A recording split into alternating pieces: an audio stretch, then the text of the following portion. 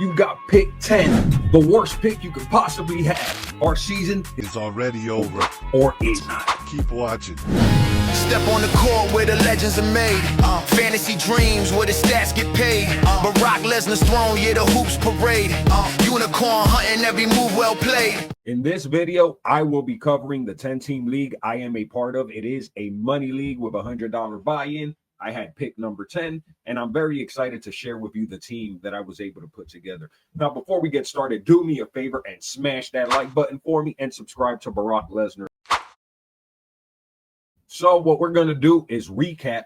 Again, 10-team, 9-category league. I had pick number 10, and we're going to categorize this team as big man domination. So who's doing the drafting? It's me, Barack Lesnar of Barack Lesnar Hoops. 11-time diamond tier player, 955 rating, 24-20-25 season, and a 66% win rate with 1,599 wins, 793 losses, and 89 tied categories. Of all the trophies that I've won, 27 were first place trophies, 24 were second place trophies, and 18 third place trophies. So a decent amount of success in the 14 plus years that I've been playing fantasy basketball. It's actually been more than that. It's been more than 15 years at this point. So what I did with pick number 10, Karl-Anthony Towns was available to me. I felt he had top 5 upside, is an elite center, and has the sort of production I really like. He gives you Nikola Jokic-like production, except he's not going to get you the assists. He's not going to get you the steals, but he can get you a high field goal percentage. He can get you a high free throw percentage. He can score for you. He can rebound for you. He's not going to get you the steals, but he's going to hit more three-pointers than you're going to get with Nikola Jokic. So with this specific team, I went with a light assist punt, so it made sense to start building around Karl-Anthony Towns. I mean, check out his percentages: 53% from the field, 83% from the free throw line. That sort of efficiency I love. At pick number 10, I thought I had to take the best player available as far as a very high floor while still having upside to produce. He's a unicorn that can do a little bit of everything. Hopefully he can get his shot blocking up, because in the past he was a guy that could get you closer to 1.5 than the 0.7 we got from last season. Maybe a change of coach could do that for him. With my next pick at pick 11, I then went with James Harden. I felt I had to pick a point guard that's the engine for my team. So with James Harden, last season got you elite assist production with 8.7 assists per game, 22.8 points per game. So consistent scored from him as well. 3 threes per game. Absolutely great. 87% from the free throw line on decent volume. Love that as well, because I am trying to protect my free throw percentage. Now, he does hurt my field goal percentage, but you're going to see with the team I put together, I was still able to fit him in very well. So falling to number 11, he's up there in age. This used to be a top 2 sort of guy because how he's fallen in age. Now, of course, it's a lot riskier to pick him, but he's been very consistent with his production. He was great last year. He's in a great situation now with the Clippers, and they extended his contract because they believe in him. So overall, I think for number 11, it's a pretty safe pick that still has some upside. And if Karl-Anthony Towns and James Harden perform at the way I think they're capable of performing, it gives me a very strong core to build around with the rest of my team. It's a very strong 1-2 punch. And like I tell you all the time, I just really value having a lot of big men and point guards, especially early in the draft, because later on your options drop significantly. So in rounds 3 and 4, with pick number 30, I went with Bam Adebayo. With this being a snake draft, I'm making back-to-back picks, which I think can be a massive benefit and something that a lot of people don't consider when they end up getting that last pick, that can be a benefit. So Bam Adebayo, power forward center for the Miami Heat. He's just a big that can do a little bit of everything. And he's a guy that has the potential to get you a nice amount of steals, can get you a nice amount of assists, and can get you decent rebounding. Not really a shot blocker. He used to be a better shot blocker in the past. Maybe we see an improvement there. But overall, just contributes a little bit in everything. Field goal percentage is nice. Can score. The free throw percentage has improved a little bit over his career. So maybe we continue seeing an improvement there. Either way, pairing him with Karl-Anthony Towns felt very exciting to me. At a pick of number 30, I think at worst he produces at a top 40 level. I don't think there's going to be much of a drop off from where I picked him. And I do think he is a guy that has early round potential, especially, again, he's still pretty young and still has upside to continue improving as he ages into his career. So Have we seen the best of Bam Adebayo? I don't think so. This could potentially be his best season. And if he gives me his best season when I have already got James Harden and Karl-Anthony Towns, I like that combination of factors. Now at 31, I went with another point guard. So now you see I have 2 strong point guards, 2 strong centers so far. Derrick White at 31. He's a winning player, championship player, and has a lot of opportunity because of the injury to Jason Tatum. And what I really love is that Derrick White provides steals and blocks from the guard position, but also a very efficient scorer. He can get me a bunch of threes, efficient from the field, efficient free throw percentage. That is my build right there. He personifies my build and fits in so nicely with the other players that I have picked up. So to pick him at 31, I think that's a huge get. His value has crept up a lot over the last few years. I think this is the highest I've ever had to draft him, but the secret's been out ever since last season that Derrick White is a winning type of player for category leagues. So I think he rounds out my top 4 very nicely. My next pickup is one that I think is slept on often, and I always feel like his ADP ends up being lower than where his production is. He's always in trade rumors, and his team might be going for a youth movement, but his production was much too enticing for me to pass up on, so I definitely picked him up. Have you guessed who that player is? It's Nikola Vučević with the Chicago Bulls. I got him at 50. Value alert, if you ask me. He's a consistent double-double machine, veteran presence, still one of their best offensive options. He does a little bit of everything. He's like a poor man's Jokic. He pairs really well with Jokic, and I think he also pairs really well with Karl-Anthony Towns as a big that can, again, help my field goal percentage, help my free throw percentage, can rebound, score, get me a few assists. Isn't going to get me many blocks just like Karl-Anthony Towns. Isn't going to get me a lot of steals just like Karl-Anthony Towns. But their skill sets are very complementary. And again, it's really solidifying the strength of my build. One that is based on protecting my ratios, protecting my steals, a little bit of a light block punt because I went with 2 bigs that don't really get blocks. But we'll see if we can address that with my next pickup, who is Kristaps Porziņģis. Now, Kristaps has traditionally been injury prone. He misses large stretches of the season, but when he plays, he's very productive.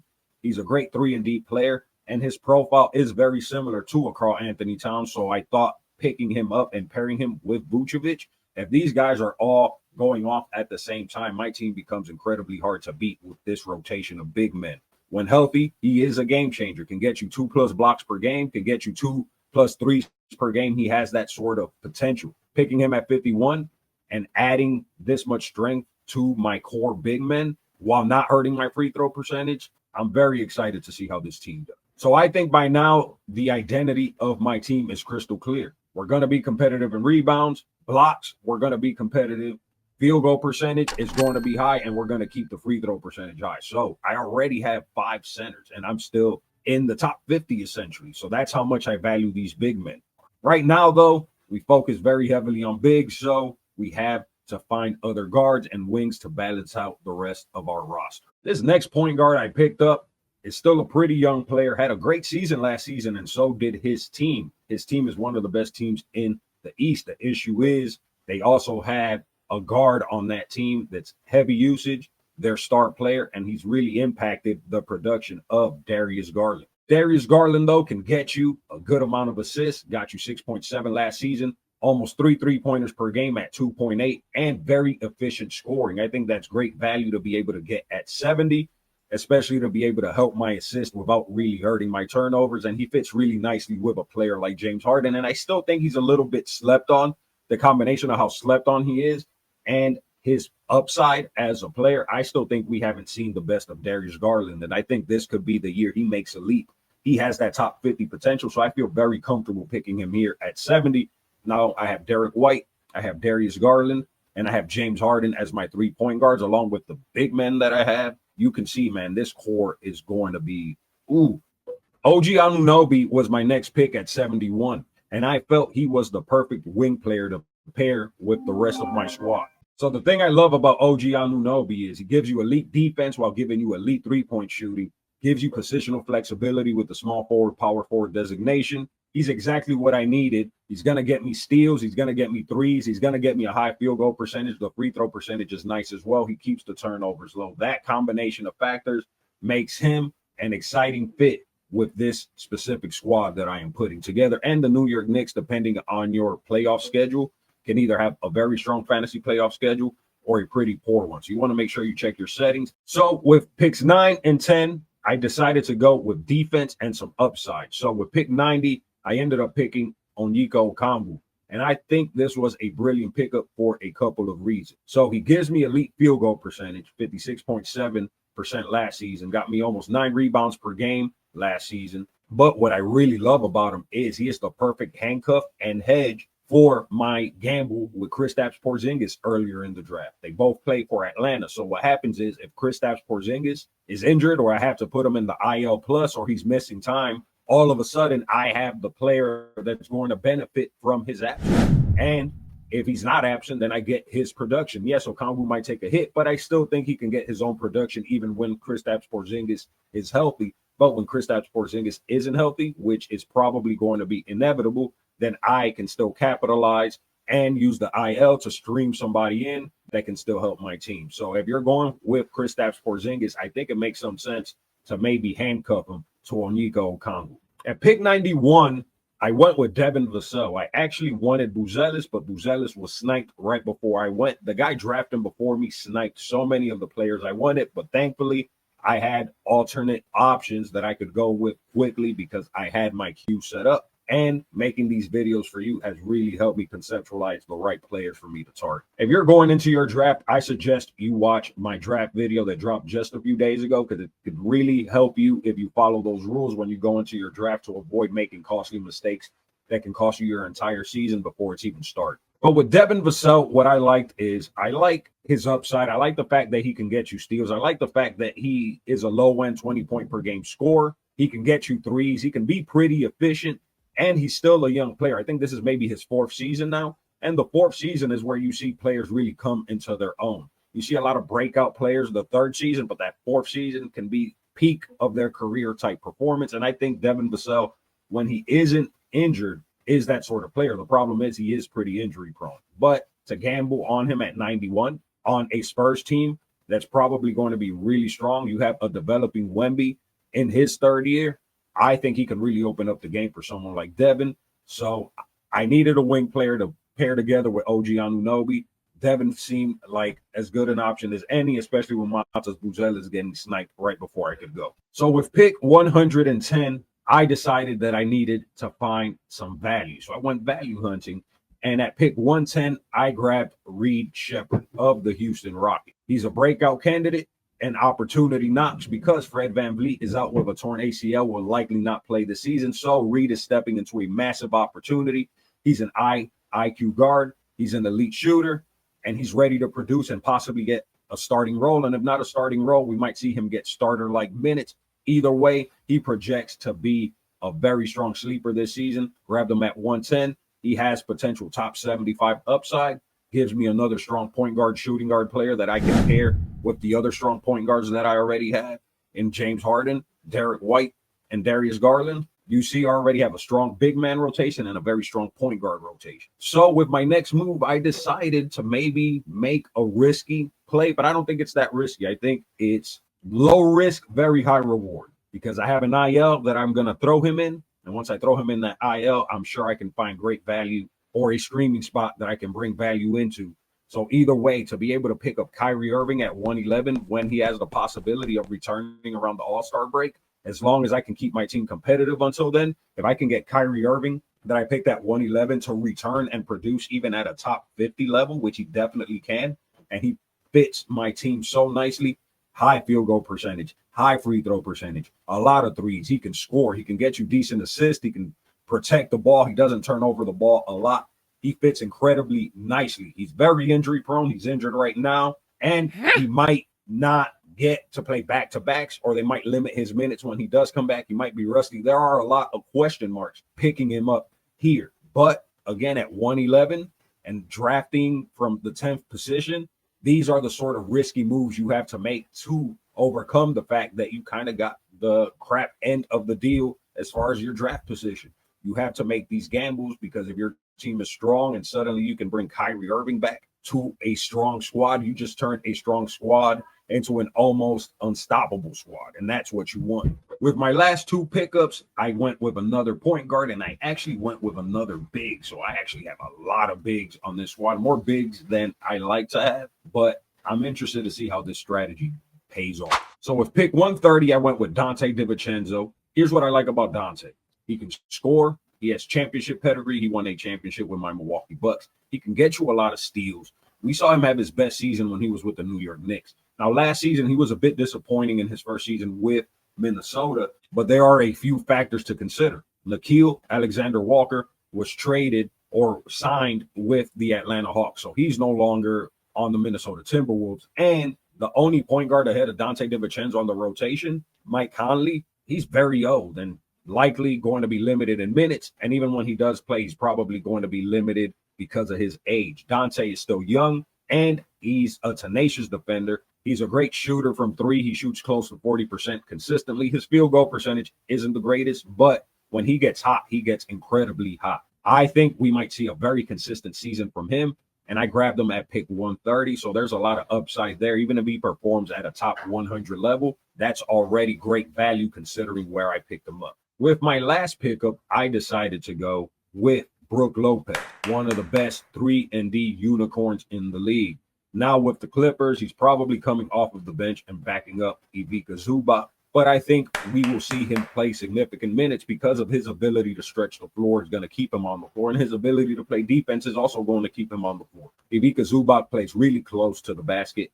He is not a shooter, and I can see situations where both of them play together. You maybe see Ivica Zubac playing some power forward, and you see maybe Brook Lopez playing center, and then you have John Collins on that team as well, which I think pairs well with Brook Lopez or Ivica Zubac, and you'll see the three of them rotating together quite often. That is what I'm predicting. And then you have someone like James Harden orchestrating the offense. You have someone like Kawhi Leonard hopefully staying healthy and drawing defensive attention. I think it's a great setup for a lot of these Clippers players, especially with how strong their fantasy basketball playoff schedule is. Brook Lopez at a pick of 131 was an early round producer last year. It's not the same situation. That's why he's falling. But again, no one really knows what the situation is. James Harden fell last season because of the situation he was in with the Clippers. He was with the 76ers. There was question marks about him playing. Then he went to the 76ers, and then there was question marks there. But he ended up outproducing those question marks. And Brook Lopez, I think, will outproduce those question marks as well. So you take advantage of the confusion and the unknown and grab a guy with the potential to help you win blocks with your very last pick. That's what I decided to do there. So we're going to discuss the team strengths and do a 9-category breakdown, the big man blueprint. So this roster is built to dominate efficiency, rebounding. We have Karl-Anthony Towns, Bam, Vučević, Kristaps Porziņģis, Okongwu, and we have Brook Lopez. Killing it on field goal percentage, doing well on rebounds, but there's good balance here. We have Harden getting me 1.5 steals, OG Anunoby getting me 1.5 steals. So steals are competitive. Derrick White can help me there. Bam Adebayo can help me there. DiVincenzo can help me there. And Reed can help me there while also helping me with my assists. I'm a very well-rounded team. If anything, maybe I think I'm a little lighter on blocks than I want to be. I'm probably a little lighter on threes than I want to be, and maybe a little lighter on rebounds. It says that I'm elite, but I'm questioning that how elite the team really is at rebounding because I have a few guys that don't do it as well. But either way, I'm very confident this team is going to have a successful season. What I really like about this team, though, is I kept the turnovers pretty low. I brought in James Harden. He's really the only turnover issue that I have at all on this team. I kept the turnovers low while keeping the free throw percentage high, the field goal percentage high. Still pretty competitive in steals and blocks, and that's what I wanted. That build is so hard to beat, and that's the build that I promote to you as the Barack Lesnar Hoops build. And I do have some scores. It's not about not targeting scores. I do love scores, but I would love scores that are efficient. I'd rather have Karl-Anthony Towns give me 25 points per game than a guy that's going to give me 30 points per game on low efficiency and low free throw percentage. It's all about fitting the specific build that I want. So realistically, with proper streaming and health and luck on my side, this is a team that could win 6-3 or 7-2 pretty consistent. So the final roster breakdown went with Karl-Anthony Towns, then got James Harden, third round went with Bam Adebayo, fourth round Derrick White, followed by Nikola Vučević, Kristaps Porziņģis, Darius Garland, OG Anunoby, Onyeka Okongwu, Devin Vassell, Reed Sheppard, Kyrie Irving, DiVincenzo, and finally finished off with Brook Lopez. if you are drafting from pick 10, or even if you're drafting from pick 1, I think you can look at my team right here and make some incredible pickups for your own team that are going to help, because the same way they're going to help me, they can help your team. And if I found all of these guys from pick 10, that means they should be available to you from picks 1 through 9. That's just logic. My real goal with this squad is going to be to make it all the way to the All-Star break until I'm able to bring Kyrie Irving back, and hopefully my team is pretty healthy at that point. And if I can get a Kyrie Irving that puts up early round production, and then a Kyrie Irving that now has Cooper Flag, that also has Anthony Davis and some decent pieces surrounding him, I'm just saying, man, maybe I'm over dreaming here, but I like the chances for this team to do really, really well this season and hopefully win me some cash. So I thought it was important to finish this video by giving a breakdown of why I think this team is a great example of the strategy that I promote on this channel of protecting your percentages, going for steals and blocks when you can, keeping your turnovers low, not ignoring your assists, but focusing more on assist to turnover ratio than purely just on assist and then punting turnovers. I think you shouldn't punt turnovers. So this draft is pure Barack Lesnar Hoops because I focused on efficiency. That allows me to punish people on a weekly basis. So I went with high percentage bigs who don't cough it up, protected my free throw percentage, didn't punt it. 83% for Karl-Anthony Towns, Vučević with 81%, Porziņģis with 81%. And then even guys like Okongwu and Brook Lopez are also good free throw shooters. So almost all my bigs are good free throw shooters, and that was part of my strategy. I went with unicorns. I went with bigs who can give me threes, playmaking, and steals. I have a big with top 5 upside in Karl-Anthony Towns. I have a big with top 20 upside in Bam Adebayo who can get me steals and some passing. And Kristaps Porziņģis has early round potential if he manages to stay healthy and get enough minutes. So the identity for my team was built by anchoring with a big with elite ratios and versatility. I have ceiling without losing any efficiency. And then I went with a veteran playmaker like James Harden to give me steady scoring, threes, and free throw percentage. I managed the risk. I took a chance on Kristaps Porziņģis, but then I used Okongwu as a hedge. I used him as a handcuff, and that is what you want to do with some of these risky pickups that you might make. I stashed Kyrie for a playoff run. I will throw him in my IL. He won't bother me there. And I will use the waiver wire to find a decent replacement until I'm able to get Kyrie Irving back, if I am able to get him back. And even if I don't get him back, I just took a pick at 111. It's not the end of the world. I can overcome that. In the middle rounds, I consolidated on some quality bigs that could really help me. Bam Adebayo, Vučević, Kristaps Porziņģis gave me some rebounding, gave me some steals, gave me some blocks, gave me some passing, kept the turnovers low, and really didn't hurt my free throw percentage while helping my field goal percentage, all things that I really value. And then to add some quality wing players like Derrick White, Garland, OG Anunoby, not a lot of mistakes, not a lot of turnovers, not a lot of hurting my efficiency. All of them are capable of getting me a good amount of threes. Just very solid players that are very cohesive when you pair them all together. And then, man, just having some upside sleeper picks, Devin, Vassell, having the ability to score 20-plus points per game while getting you steals, while getting you threes, while having upside on still a very young Spurs team. So I have not seen the best of him, I don't think. DiVincenzo, another young player that has upside to still be better than he has been. And then an aging veteran like Brook Lopez, we've probably seen the best of him, but he can still contribute in key categories and getting me threes, blocks while helping my free throw percentage. My blocks were pretty mediocre, so taking a chance on Brook Lopez with my very last pick, a guy who was an early round producer last season, just made all the sense in the world. So the weekly reality for this team is hopefully that I win field goal percentage consistently. I'm very competitive in rebounds. I'm very competitive in free throw percentage, and I'm very competitive in protecting my turnovers. I think I will often win steals and points depending on how I am streaming. And I think I can also be competitive in threes, blocks, and potentially assist on those weeks where Darius, Garland, James Harden, and my point guards have a lot of games, and stream some more assists if needed. This team is flexible enough that there's a lot of different areas that I can go no matter what happens. I can float a couple of injuries and still have a strong enough core that I can adjust and maybe not be competitive in many different categories, but still be strong enough to at least win 5 consistently. That's the goal. So overall, this team is textbook Barack Lesnar Hoops. There was no noise. There was no chasing. I just protected my field goal percentage, my free throw percentage, found good decision makers. A lot of these guys are on very strong teams. That is not by coincidence. I go for winning players, and winning players tend to help their real life teams win too. So we went for upside.